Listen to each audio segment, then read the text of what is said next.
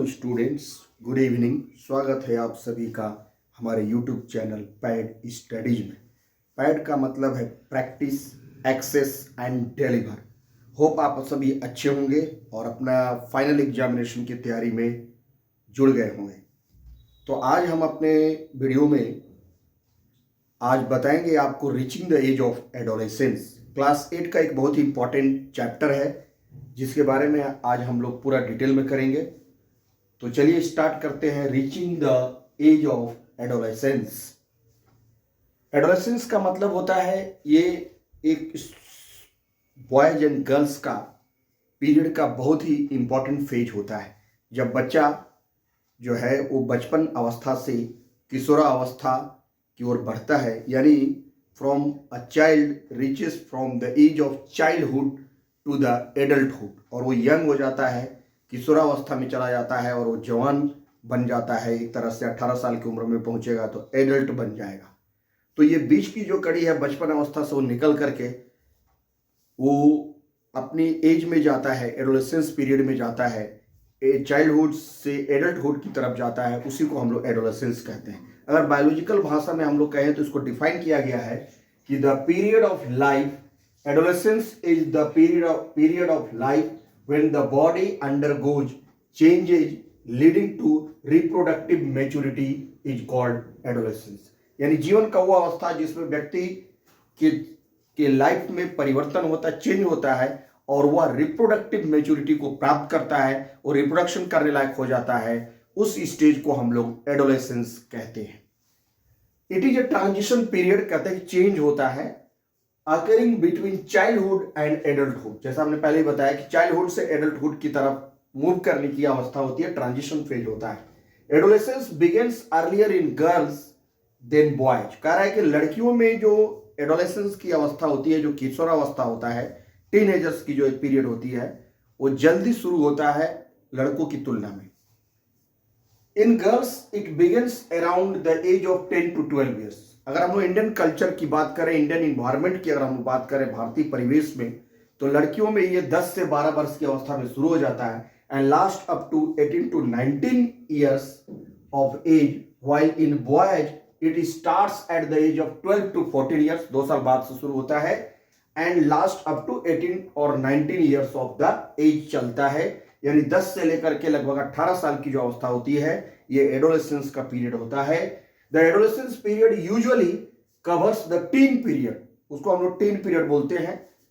That is between the 13 to 19 years का जो crucial age होता है of age, hence adolescents are also called teenagers।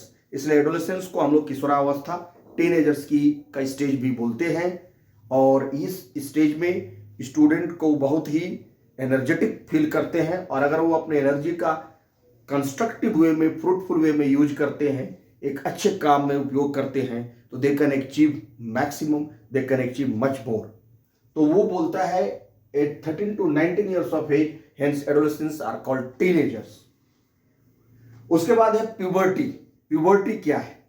The changes occurring during adolescence mark the beginning of onset maturity called puberty. देखिए, दोनों चीजें कभी कभी contradiction फैलाती है, एडोलेसेंस और प्यूबर्टी, बट दोनों डिफरेंट है। जो पीरियड आपका शुरू होता है रिप्रोडक्टिव फेज का, वो एडोलेसेंस है, but when you get the mature और पूरा डेवलपमेंट जब हो जाता है तो ऑन सेट मैच्योरिटी को हम लोग प्यूबर्टी कहते हैं। उसमें बॉडी का धीरे धीरे विकास होकर के जो अवस्था चला जाता है, मैच्योरिटी जब आ जाती है, तो that stage of adolescence is called puberty.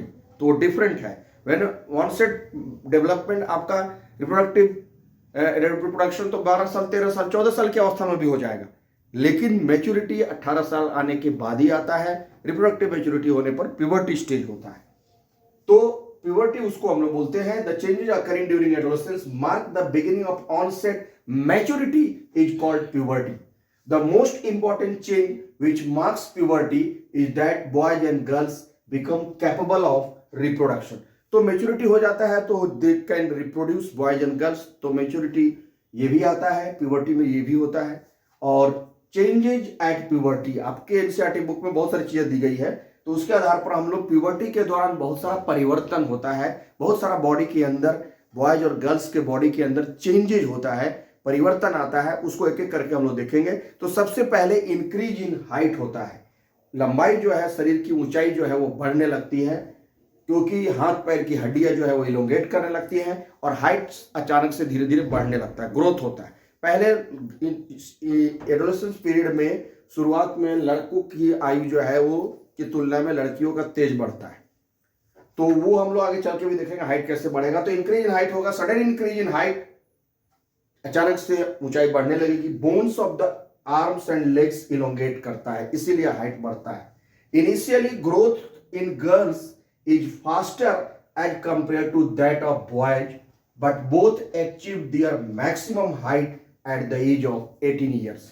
शुरुआत में जो है वो लड़कों की तुलना में लड़कियों की ऊंचाई तेजी से बढ़ती है, बट 18 साल की उम्र आते आते तक उन दोनों की जो हाइट है वो मैक्सिमम बढ़ जाती है। 100% वो 18 साल की अवस्था में दोनों अचीव कर लेते हैं। शुरू में लड़कियां तेज बढ़ती है, लड़के थोड़ा धीरे धीरे बढ़ते हैं और बाद में वो भी अपनी हाइट को अचीव कर लेते हैं। दोनों बराबर एज तक 18 ईयर्स तक एज तक ग्रोथ कर जाते हैं, हाइट बराबर बढ़ जाती है। तो इंक्रीज इन हाइट, उसके बाद हम लोग चेंज इन बॉडी शेप आगे देखेंगे। आगे हम लोग देखते हैं change in body shape. Change in body shape में अगर हम लोग बात करें तो बॉयज के केस में अलग होता है, गर्ल्स के केस में बॉडी का शेप जो है अलग बदलता है। तो the chest in case of boys अगर हम लोग बात करें, the chest and shoulders become wider and broader. जो छाती होती है और जो कंधे होते हैं वो चौड़े हो जाते हैं। बॉयज के केस में प्रोमिनेंटली बढ़ता है। The muscles of the body grow more prominently as compare to girls. Muscles में पूरा ग्रोथ होता है लड़कों का लड़कियों की तुलना में, और प्रोमिनेंटली ग्रो करता है। चेस्ट जो है वो चौड़ी, छाती चौड़ी हो जाती है। शोल्डर्स जो है वो ब्रॉडर हो जाते हैं। In case of the girls the growth of muscles is not as much as in case of boys. Boys के केस के जैसा गर्ल्स में उनका मसल्स का उतना ग्रोथ नहीं होता है। लेकिन the region below the waist, यानी जो कमर के नीचे का जो रीजन होता है, जिसको थाई रीजन या हम लोग हिप रीजन जो बोलते हैं, वो वाइडर हो जाता है, बिकम वाइडर, वो चेंज कर जाता है, वी शेप बन जाता है, वो चेंज करता है। तो ये चेंज इन बॉडी शेप था। उसके बाद चेंज इन वॉइस, वॉइस में भी चेंज आता है during the stage of puberty. Change at the stage of puberty में वॉइस में लैरिंग्स और वॉइस बॉक्स जो होता है वोकल कॉर्ड्स उसके अंदर आता है। हमारे गला के पास जो है वॉइस बॉक्स होता है, जिसको हम लोग लैरिंग्स बोलते हैं। लैरिंग्स और voice box has vocal cords that produce sound. जो साउंड प्रोड्यूस करता है वॉइस बॉक्स या साउंड बॉक्स, लैरिंग्स उसको बोलते हैं। तो वो साउंड प्रोड्यूस करता है। इन case of boys लैरिंग्स grows and becomes large. लड़कों का जो वॉइस बॉक्स या लैरिंग्स जो होता है वो ज्यादा ग्रो करता है और वो बड़ा हो जाता है, जिसके कारण which can be seen as a protruding part of the throat called Adam's apple. या बाहर की ओर यहाँ गर्दन के पास निकला हुआ दिखता है, जिसको हम लोग बोलते हैं एडम्स एप्पल। तो जो लैरिंग्स है वॉइस बॉक्स वो ग्रो कर जाता है, लार्ज हो जाता है और आगे की तरफ निकल जाता है, which can be seen as a protruding part of the throat called Adam's apple उसको बोलते हैं। 20 मिलीमीटर है, यहाँ पर आप लिखेंगे 20 millimetre in length and so boys का जो होता है आपका ये 20 मिलीमीटर होता है। 20 मिलीमीटर इन लेंथ होता है उनका लैरिंग्स यानी वॉइस बॉक्स जो होता है। 20 मिलीमीटर इन लेंथ, वो 20 मिलीमीटर का हो जाता है। लेंथ जो है आपका 20 मिलीमीटर का हो जाता है, यानी कि बड़ा होता है। जबकि 20 millimetre in length and so boys have deeper voice and low pitched. Come pitch का वॉइस होता है, डीपर होता है, हॉरिक हो जाता है, वो भारी हो जाता है। जबकि गर्ल्स के केस में जो आपका लैरिंग्स होता है, वोकल कॉर्ड्स रिमेन थिन, वो ज्यादा विकसित नहीं होता है, and larynx does not enlarge to that extent. वो मात्र 15 मिलीमीटर का होता है, उनका 20 मिलीमीटर ज्यादा बड़ा था। As in males, so males की तुलना में छोटा हो जाता है। So girls have high pitched voice, sweet voice होता है, मीठी आवाज होती है, सुरीली आवाज होती है, हाई पिच्ड का साउंड होता है। उसके बाद जो है अगर हम लोग एज वाइज ग्रोथ रेट देखें इन हाइट में, तो 8 साल में बच्चा बॉयज और गर्ल्स का अलग अलग रेट बढ़ता है। जैसे हमने पहले बताया था, आप चार्ट में भी देख रहे हैं कि लड़कियों का पहले इनिशियल स्टेज में ज्यादा ग्रोथ होता है। 8 साल का लड़का और 8 साल की लड़की में तुलना करेंगे तो लड़की का ज्यादा हाइट बढ़ा या ज्यादा वो ग्रोन अप किया हुआ दिखेगी। तो 8 ईयर्स में 72% बॉयज बढ़ता है, गर्ल्स 77% बढ़ जाती है। 9 ईयर्स में 75% बढ़ता है बॉयज, गर्ल्स का 81% ग्रोथ हो जाता है। 10 ईयर्स में 78%, बॉयज का 84%, 11 ईयर्स में 81% और गर्ल्स का 88% हो गया। 12 ईयर्स में बॉयज का 84%, गर्ल्स का 91%, 13 ईयर्स में 88% बॉयज ग्रो करता है, जबकि गर्ल्स 95% ग्रो कर जाती है। 14 ईयर्स का एज में बॉयज 92% अपने टोटल हाइट का ग्रो करता है, जबकि गर्ल्स के केस में 98% हो जाता है। 15 ईयर्स में 95%, ये 99% ग्रो कर गई। 16 ईयर्स आते आते बॉयज 98% ग्रो करता है, थोड़ा और वो ग्रो करता है, लेकिन 99.5% गर्ल्स ग्रो कर जाती है। 17% में गर्ल्स का 100% ग्रोथ हो जाता है, बॉयज 99% अचीव करता है, बाद में वो थोड़ा और तेज करता है बॉयज, लेकिन 18 ईयर्स आने तक दोनों का 100% मैक्सिमम ग्रोथ हो जाता है। और इसको हम लोग हाइट को निकालने का तरीका है समझ लेते हैं। For example, by the age of 10 years a boy has reach 78% of his height, जो है वो 10 ईयर्स में 78% हाइट अचीव कर लिया है, जो प्रोबेबल फुल हाइट जो होता है उसका।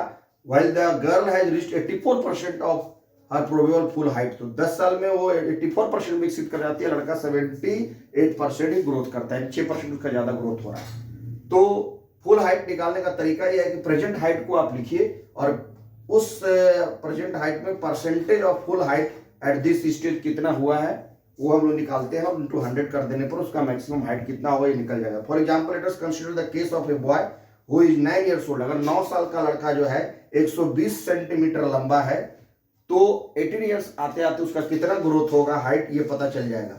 तो 120 आप लिख दीजिए प्रेजेंट हाइट उसका अभी हुआ है, और 9 ईयर्स में वो 75% ग्रो करता है, तो नीचे 75 लिखे, इंटू 100 से मल्टीप्लाई किए, ये आपका 25 या 75 कट गया, 25 चौके 100 हुआ 4, और ये 3 से 120 40 टाइम्स में कटा, 40 इंटू 4, यानी वो 18 साल में 160 सेंटीमीटर तक जाएगा। अभी वो आपका जो है 9 साल में 120 है, तो 18 साल जाता है तो वो 160 सेंटीमीटर तक जाएगा। 120 बटा 75 इंटू 100 करके निकाल लेंगे। तो ये था हाइट निकालने का तरीका, कैसे मैक्सिमम हाइट तक वो अचीव। अब देखते हैं आगे कि during the time of puberty क्या क्या चेंजेस होता है। तो हम लोग देख रहे हैं कि increased activity of sweat and sebaceous glands, जो पसीना निकालने वाली ग्रंथि स्वेट ग्लैंड होती है, और जो तेल निकालने वाली की ऑयल ग्लैंड्स का जो सिक्रीशन करने वाली उसको सीबेसियस ग्लैंड कहते हैं। इनका सिक्रीशन जो है बढ़ जाता है प्यूबर्टी के टाइम पर। तो sweat glands secrete sweat and sebaceous gland, that is the oil glands, secrete oil. During puberty, the secretion of these glands increases. Many growing boys and girls develop acne and pimples on their face at this time due to increased activity of sweat and sebaceous glands. In glands का जो है हमारे body में, skin में secretion बढ़ जाता है, जिसके कारण जो है पसीना निकालने वाली ग्रंथि और ऑयल ग्लैंड्स जो होता है सीबेसियस ग्लैंड का सिक्रीशन बढ़ जाता है, और बहुत सारे लड़कों के चेहरे पर जो है पिंपल्स वगैरह निकल जाते हैं, दाग धब्बे आ जाते हैं। स्वाभाविक सी प्रक्रिया होती है, इस स्टेज में होता है इन सीबेसियस और स्वेट ग्लैंड के सिक्रीशन होने के कारण। उसका कहता है डेवलपमेंट ऑफ सेक्स ऑर्गन्स, यानी प्यूबर्टी के टाइम पर जो है मेल के केस में टेस्टिस जो है वो डेवलप कर जाता है, और फीमेल के केस में जो उनका ओवरी होता है रिप्रोडक्टिव ऑर्गन, जिसको सेक्स ऑर्गन कहते हैं, वो डेवलप कर जाता है at the time of puberty. यानी इन बॉयज जो है testis develop completely and become functional, and now the testis starts producing sperm. वो मेल गैमेट जो होता है, मेल रिप्रोडक्टिव गैमेट जो होता है, टेस्टिस स्पर्म रिलीज करना शुरू कर देता है, बनाना शुरू कर देता है, जबकि ओवरीज इनलार्ज हो जाता है, मैच्योर हो जाता है इन गर्ल्स में, एंड बिकम फंक्शनल, वो काम करने लगता है, and the eggs begin to mature. The ovaries start releasing mature eggs periodically during the time of menstruation. Menstrual cycle आगे हम लोग देखेंगे कि मासिक चक्र के जब समय जो है एग रिलीज होना शुरू हो जाता है, ओवरी से एक एक करके लेफ्ट और राइट जो है बारी बारी से रिलीज करता है, पीरियोडिकली होता है, ये लगातार होता है 28 डेज के साइकिल में। तो सेक्स ऑर्गन भी डेवलप कर जाता है, टेस्टिस जो है स्पर्म रिलीज करने लगता है, ओवरी जो है वो एग रिलीज करने लगता है at the time of puberty. उसके और चेंजेस क्या होता है, मेंटल एंड इंटेलेक्चुअल डेवलपमेंट होता है। मेंटल एंड इंटेलेक्चुअल डेवलपमेंट में दिमाग का पूरा विकास हो जाता है, और लोग तर्क करने लगते हैं, इंटेलेक्चुअल उनको थिंकिंग लॉजिक आने लगता है। During puberty the brain has the greatest capacity to observe and learn, और मानसिक विकास होता है, जिसके कारण वो चीज़ों को समझते हैं, सोचते हैं, बहुत सारे आर्गूमेंट भी करते हैं, और ये प्यूबर्टी के टाइम पर होता है। तो इतने सारे चेंजेस जो है at the time of puberty होता है, ये हम लोगों ने करके देखा। उसके बाद आता है सेकेंडरी सेक्सुअल कैरेक्टर्स, क्या होता है? तो वो यह ऐसा कैरेक्टर या फीचर होता है जो एक मेल को फीमेल से अलग करता है, डिफ्रेंशिएट करता है। तो दोज कैरेक्टर्स और features which help to distinguish the male from female is called secondary sexual character। जैसे मेल पर फेशियल हेयर होता है, चेहरे पर बाल होते हैं, यानी कि दाढ़ी होती है, मूछें होती है, मुस्टैच एंड बियर्ड आ जाते हैं, जो कि लड़कियों में नहीं होता है। इससे हम लोग डिफ्रेंशिएट करते हैं कि ये लड़का है, ये लड़की है। जबकि लड़कियों में क्या होता है, ब्रेस्ट का साइज जो है वो बढ़ जाता है, मेल में नहीं होता है। फीमेल में ब्रेस्ट साइज इंक्रीज करता है, और बॉयज में जो है वो फेशियल हेयर आते हैं। तो ये सेकेंडरी सेक्सुअल कैरेक्टर है जो मेल को फीमेल से डिस्टिंग्विश करता है, मतलब उसको अलग करता है। बहुत सारे सेकेंडरी सेक्सुअल कैरेक्टर जो होता है वो कॉमन भी होता है, जो कुछ मेल में भी होता है, फीमेल में भी होता है, लेकिन ये अलग अलग होता है। मेल पर फेशियल हेयर होता है, फीमेल में नहीं होता है। मेल का ब्रेस्ट साइज नहीं बढ़ता है, फीमेल का ब्रेस्ट साइज बढ़ता है। तो ये डिफ्रेंशिएट करने वाला होता है। बाकी अगर हम लोग सेकेंडरी सेक्सुअल या कैरेक्टर वही बताया गया, in boys develop facial here in the form of beard and moustache start appearing, while in girls development of breast takes place। secondary sexual characters are as follows। जैसे हमने बताया कि ये character जो है मेल को फीमेल से अलग करता है, लेकिन कुछ कैरेक्टर जो होते हैं, यानी कुछ फीचर्स जो होते हैं, वो मेल में भी होते हैं और फीमेल में भी होते हैं, लेकिन बहुत सारे फीचर्स अलग अलग भी होते हैं। एक एक करके हम लोग देखते हैं। इन बॉयज जो डिफरेंस होता है कि बॉयज का voice becomes deep and heavy, वो हॉरिक वॉइस हो जाता है, भारी आवाज होता है। जबकि गर्ल्स में voice become thin and sweet हो जाता है, वो बहुत सुरीली और पतली मधुर आवाज होती है लड़कियों की, क्योंकि इनका एडम सेपल बढ़ जाता है, और वो जो वॉइस बॉक्स जो है वो एडम सेपल बन के वो प्रोट्रूड कर जाता है, इसलिए वो डीप वॉइस होता है। जबकि facial here in the form of beard and moustaches start appearing in case of male, यानी बॉयज में फेशियल हेयर आ जाता है, जबकि फीमेल में ये नहीं होता है। फीमेल में क्या होता है, उसकी जगह पर development of breast takes place. ये सेकेंडरी सेक्सुअल कैरेक्टर होता है। फीमेल का ब्रेस्ट साइज बढ़ने लगता है, मेल में कुछ नहीं होता। मेल का ब्रेस्ट इनएक्टिव होता है, उसका नहीं बढ़ता है, फीमेल का बढ़ता है। ये चेंजेस होता है, जो डिफरेंस होता है मेल और फीमेल में। उसके बाद है बॉडी बिकम्स मस्कुलर। शरीर जो लड़कों का होता है उसमें मसल्स बहुत प्रोमिनेंटली ग्रो होने लगते हैं बॉयज का, जबकि फीमेल के केस में चेंज होता है। Region below the waist becomes wide. जो बॉडी का नीचे का हिस्सा जो होता है, यानी थाई रीजन का, वेस्ट रीजन का, कमर के नीचे का रीजन का, वो वाइड हो जाता है, चौड़ा हो जाता है। गर्ल्स के केस में ये होता है, ये अलग चेंज होता है। और बॉयज का शोल्डर्स जो है वो ब्रॉडन हो जाता है, उनका कंधे चौड़े हो जाते हैं, छाती चौड़ी हो जाती है, मसल्स प्रोमिनेंटली दिखता है। फीमेल में उतना ज़्यादा डेवलपमेंट नहीं होता है, उनका वेस्ट, कमर के नीचे का हिस्सा जो है वाइडर होता है। तो ये कुछ कॉमन डिफरेंसेस था जो बॉयज और गर्ल्स में अलग अलग होता है।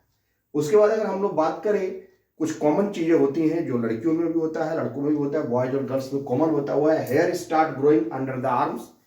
आर्म्स पीठ में बाल निकल आते हैं, और प्यूबिक रीजन में भी बाल आते हैं, ऑन द चेस्ट पर भी बाल आते हैं। ये मैंने बॉडी पर जो हेयर आते हैं आर्मपिट पर और प्यूबिक रीजन में, द रीजन अबव थाई, जांघ के आसपास में, वो लड़कियों में भी होता है। Start growing under the arms and the pubic region, ये कॉमन चेंज होता है। उसके बाद है आपका फीमेल में जो अलग होता है कि मेंस्ट्रुएशन स्टार्ट्स, मेंस्ट्रुअल साइकिल जो है वो स्टार्ट हो जाता है। इसको आगे चल के हम लोग देखेंगे मेंस्ट्रुएशन क्या है, मेंस्ट्रुअल साइकिल क्या है, ये हम लोग देखेंगे। फिर अभी है reproductive phase of life in humans. Human का रिप्रोडक्टिव फेज कितना होता है?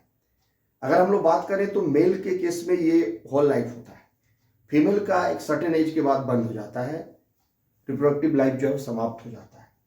So the reproductive phase in humans starts when the gonads, यानी टेस्टिस और ओवेरी जो रिप्रोडक्टिव ऑर्गन होता है उसको हम लोग गोनेट्स बोलते हैं, mature and starts to produce gametes. यानी रिप्रोडक्टिव फेज तब शुरू होता है जब उनका गोनेट्स यानी कि लड़कों और लड़कियों का यानी कि टेस्टिस और ओवेरी जो है वो गैमेट यानी स्पर्म और एग बनाना शुरू कर देता है।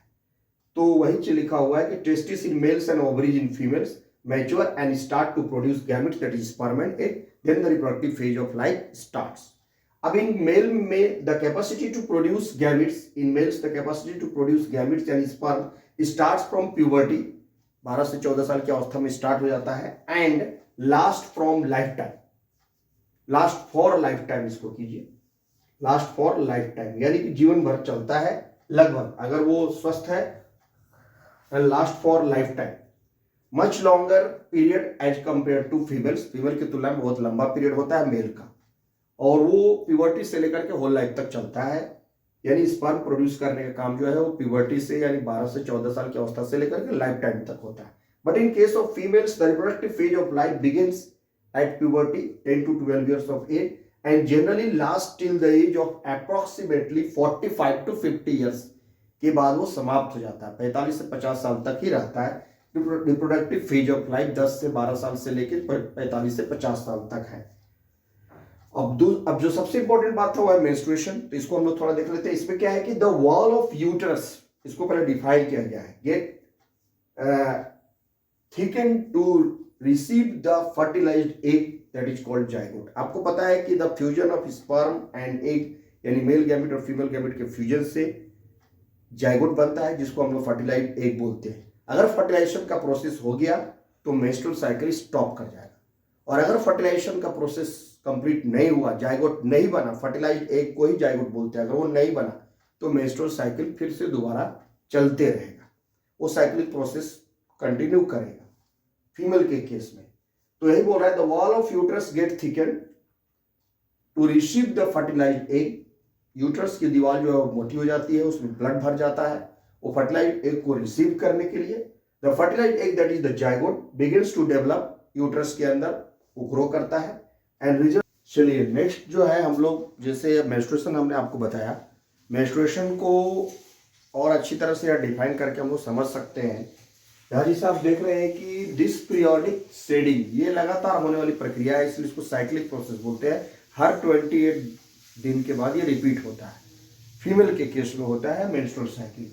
This periodic shedding of inner uterine wall and released egg along with blood every month is termed as menstruation.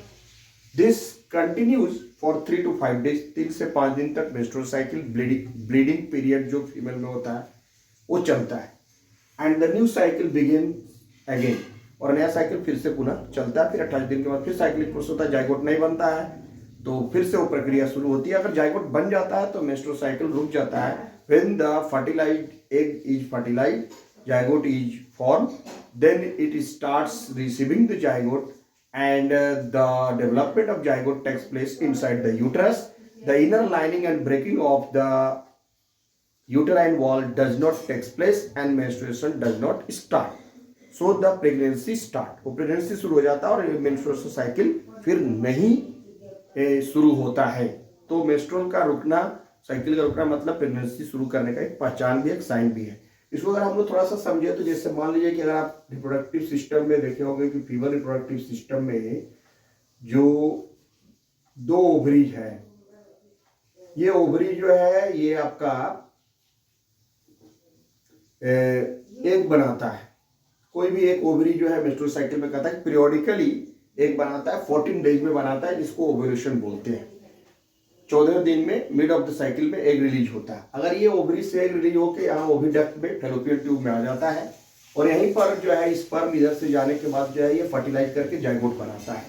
अगर ये जाइगोट बन गया तो inner lining of the uterine wall जो थिकनिंग है वो बढ़ जाता है, और ये जाइगोट को जो है यानी फर्टिलाइज एग को न्यूट्रिशन सप्लाई करने के लिए ब्लड यहाँ फिल्ड हो जाता है, और ये यूट्रस के अंदर जो है आपका डेवलपमेंट जाइगोट का शुरू हो जाता है, और बेबी जो है वो धीरे धीरे डेवलप करता है। 9 मंथ के बाद वो डेवलप करके मदर बॉडी से निकलता है, या मदर के अंदर जो है वो उसको पलता है, बढ़ता है।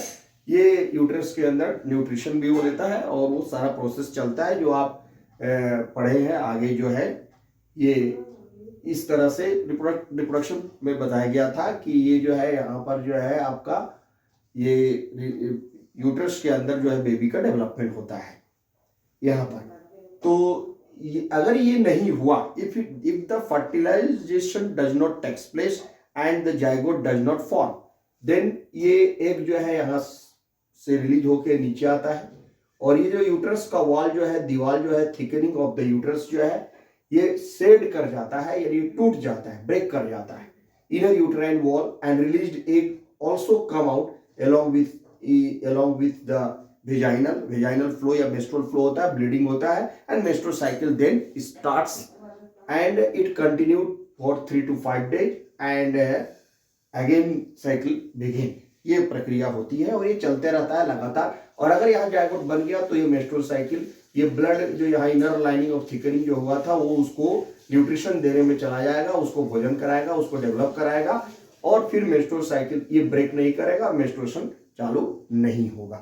तो ये था मेंस्ट्रुएशन। होप आपको समझ में आ गया होगा। उसके बाद हम लोग the first menstrual flow which begins at puberty is called menarche. पहली बार जब किसी फीमेल को मेंस्ट्रुअल साइकिल शुरू होता है तो उसको हम लोग मेनार्ची बोलते हैं, और जब मेंस्ट्रुअल साइकिल स्टॉप कर जाता है उसको हम लोग मेनोपॉज बोलते हैं। And with the stoppage of menstrual cycle at the age of the 45 to 50 years in case of the female is called menopause, उसको हम लोग मेनोपॉज का बोलते हैं। अगला टॉपिक हम लोग का है how the sex of the baby determine. तो sex of the baby determine करने के लिए father is responsible for the sex of the baby, क्योंकि वाई क्रोमोजोम होता है वो सिर्फ फादर में होता है। Mother is always have XX chromosome, she can always share X chromosome. Chromosome जो होता है ये आपको पता है कि ह्यूमन बॉडी में 46 क्रोमोजोम होता है, जिसमें से जो स्पर्म होता है यानी कि जो गैमेट होता है वो उसमें 23 हाफ होता है, और मेल में हाफ होता है और फीमेल में भी हाफ होता है। जब दोनों फ्यूज करते हैं तो एग और स्पर्म मिल करके 23 और 23 मिलकर 40 क्रोमोजोम बनाता है। तो एक जाइगोट जो बनता है यानी X और Y बने या चाहे X और X बने, उसमें 40 क्रोमोजोम होता है। तो 40 क्रोमोजोम जो फीमेल या मेल किसी में भी होता है इंडिविजुअल पर्सन में, उसमें से 44 क्रोमोजोम्स जो होते हैं वो हमारे बॉडी के अदर फीचर के लिए रिस्पॉन्सिबल होते हैं, उनको हम लोग ऑटोसोम्स बोलते हैं। जबकि 2 क्रोमोजोम जो होता है उसमें से यानी कि लास्ट पेयर जो होता है 23वां जोड़ा, यानी 2 क्रोमोजोम सेक्स क्रोमोजोम होता है जो व्यक्ति के सेक्स को डिटरमाइन करता है। मेल में वो X और Y होता है और फीमेल के केस में वो मेल में X और Y होता है, फीमेल के केस में X और X होता है। जो सेक्स क्रोमोजोम होता है वो इस चीज responsible to determine the sex of a person और इंडिविजुअल के सेक्स को डिटरमाइन करता है। तो मेल का अगर X क्रोमोजोम जो है फीमेल के Y क्रोमोजोम, मेल का X क्रोमोजोम और फीमेल का X क्रोमोजोम मिलता है तो बेबी होता है। जैसे यहां पर आप देख रहे हैं कि मदर और फादर ये बताया गया है, यहां पर भी आपको वही बताया जा रहा है। तो मदर है XX, फादर है XY क्रोमोजोम। अगर एक जो है वो एवरी टाइम, तो मदर विल रिलीज मदर का जो एग रिलीज होगा उसमें हमेशा X क्रोमोजोम ही होगा। फादर जो अपना स्पर्म रिलीज करेगा उसमें दोनों होगा, X होगा और Y भी होगा। इसलिए 50% मेल होने का चांस रहता है और 50% फीमेल होने का चांस रहता है, क्योंकि आधा X है और आधा Y है मेल के पास। तो अगर मान लीजिए मदर ने शेयर किया है तो every time she will share the X chromosome, X दिया, और फादर भी अपना X शेयर किया तो X और X मिलकर गर्ल हो जाएंगे। और अगर फादर ने अपना मदर ने X शेयर किया और फादर ने अपना Y क्रोमोजोम शेयर कर दिया तो X और Y मिलेगा तो बॉय हो जाएगा, वो अपने पिता के जैसा हो जाएगा, मेल हो जाएगा, बॉय हो जाएगा। इस तरह से sex of the baby can be determined by the Y chromosome of the father. So father is responsible for the sex of a baby. Birth जो होगा वो फादर का अगर Y क्रोमोजोम होगा तभी वो लड़का होगा, नहीं तो mother is not responsible for the boy और गर्ल।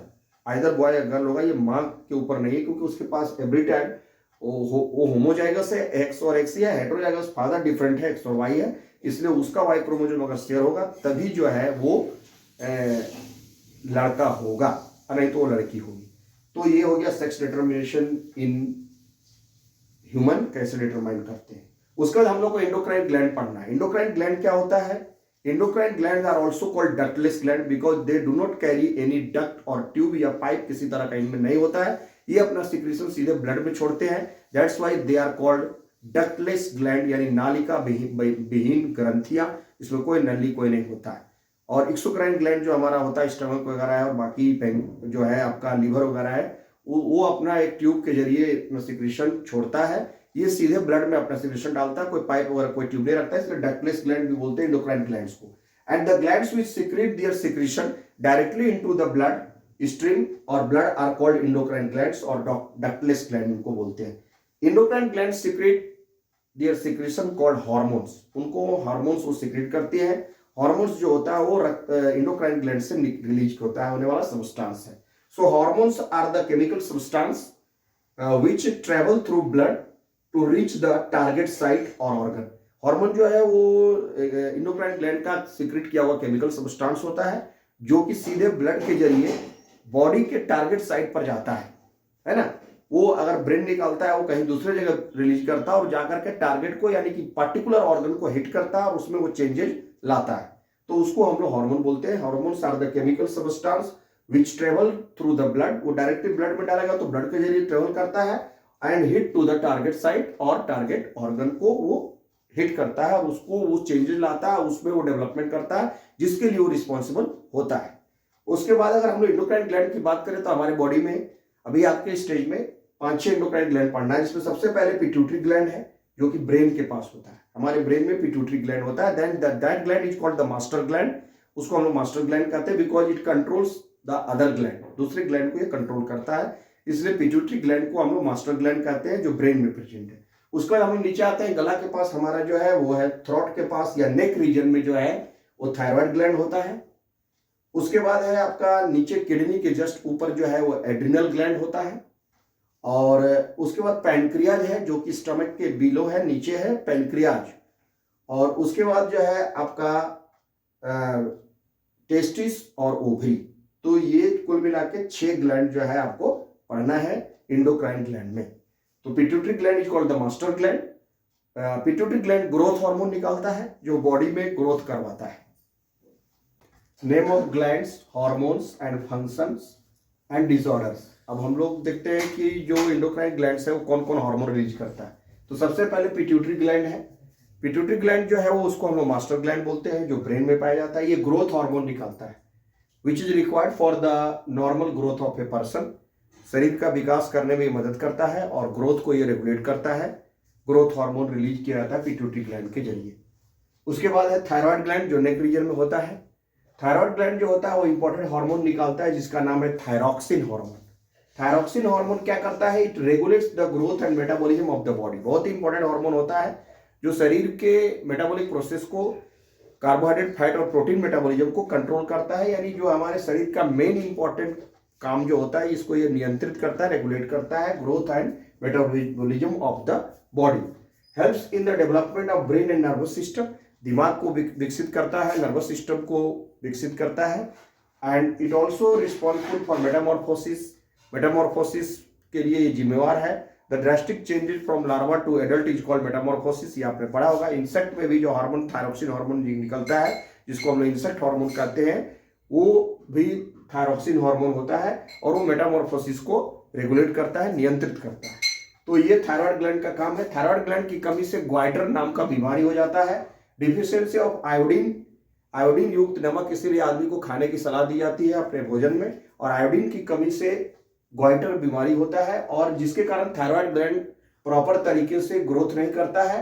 एंड थायराइड ग्लैंड जो है वो पर्सन का लार्ज हो जाता है और नेक के पास जो है वो बाहर की ओर निकल जाता है और फूल जाता है, जिसको हम लोग ग्वाइटर बीमारी बोलते हैं। उसके बाद हमारा पैनक्रेज हार्मोन है, पैनक्रेज एक हमारा अलग ग्लैंड है जो कि रिलीज करता है इंसुलिन हार्मोन। पैनक्रेज जो हमारा इंडोक्राइन ग्लैंड है उससे इंसुलिन नाम का एक इंपॉर्टेंट हार्मोन निकलता है जो कि हमारे ब्लड में शुगर के लेवल को, ग्लूकोज के लेवल को नियंत्रित करता है। इससे एक ग्लूकागोन हार्मोन भी निकलता है, ऊपर की कक्षाओं में आपको पढ़ाया जाएगा, जो कि शुगर लेवल घट जाने पर वो बढ़ा देता है। जबकि इंसुलिन क्या करता है? शुगर का लेवल बढ़ जाता है तो उसको वो कंट्रोल करता है, कम करता है, नियंत्रित करता है। So regulates the amount of glucose in the blood, hence control blood sugar level को नियंत्रित करता है। इसकी कमी हो जाने पर अगर आप पैनक्रियास सही मात्रा में इंसुलिन हार्मोन नहीं निकाल रहा है तो व्यक्ति को डायबिटीज नाम की बीमारी होती है, चीनिया रोग हो जाता है, मधुमेह की बीमारी, डायबिटीज हो जाता है, शुगर का पेशेंट हो जाता है।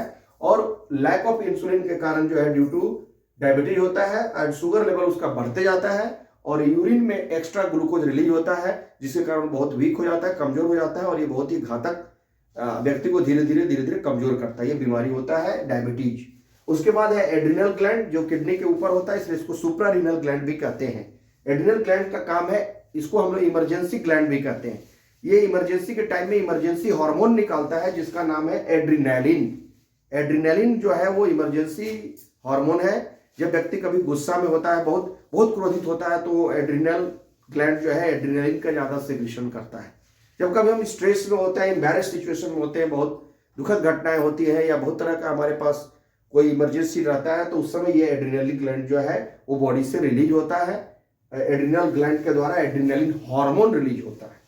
तो help the body to adjust to stress when a person is very angry, embarrassed और वरीड। स्ट्रेस कंडीशन से आदमी को ये उबारता है, उसमें मदद करता है जो एड्रिनल ग्लैंड से निकलने वाला एड्रेनलिन हार्मोन है। इस हार्मोन को हम लोग फ्लाइट और फाइट हार्मोन भी बोलते हैं। Flight FLIGHT